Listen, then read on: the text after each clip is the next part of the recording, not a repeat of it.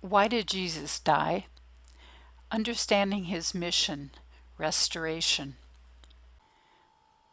When a branch is cut off from its source, it lives for a while, but soon enough it shrivels and dies. And so it was with us when God's Spirit departed from our spirit.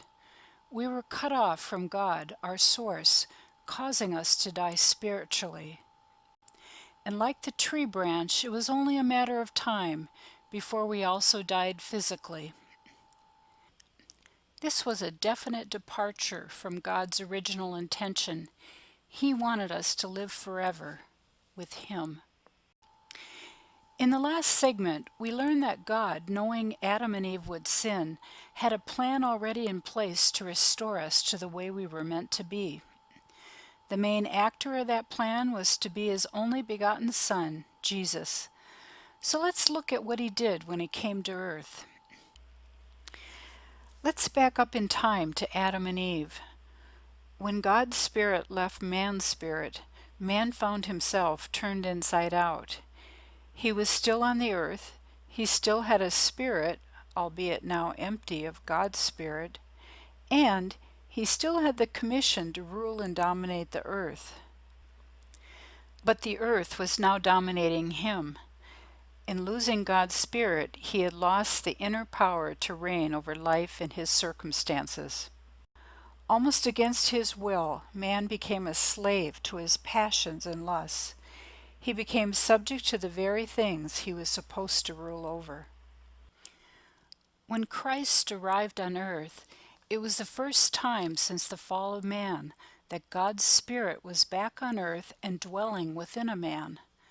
The Bible tells us that Jesus was full of God's Spirit, and it was evident by the words he spoke, the things he claimed, and the miracles he performed. Jesus had a power that other men and women simply did not have. The first part of Christ's mission was to reconnect us with God the Father and His kingdom. To do this, Jesus needed to restore our right standing with God, so that we would again be a fit dwelling place for God's Spirit to live. He needed to deal with our sins, past, present, and even future. The second part of Christ's mission was to give us His Spirit, so we could again be reconnected with the Father, as well as retrained. You see, our stay in the kingdom of darkness has taught us to think like nobodies, and therefore most of us have mental damage from feeding on a lifetime of negativity and impossible thinking. We have been slaves so long that even after we come to Christ, we don't know how to handle our new freedom, and so renewing our minds is important. We need to return to the original mindset that man had before the fall, a mind that loved and honored God. It was also a mind that understood our rightful place as rulers on earth under God's rulership. In coming to earth, Jesus showed us what the Father was like, and He modeled what we should be like as sons of God. But just try doing some of the things that He did in your own strength. You'll be flat on your face in no time. That's why each of us needs the return of God's Spirit into our lives. You might say that God's Spirit is our live-in tutor to remind us of what Jesus taught and to give us the power to carry it out. So that was Christ's mission. He came to earth to die so we could live again.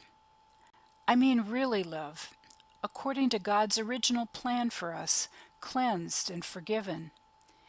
And once again, full of God's Spirit to help us to rule and reign with Christ.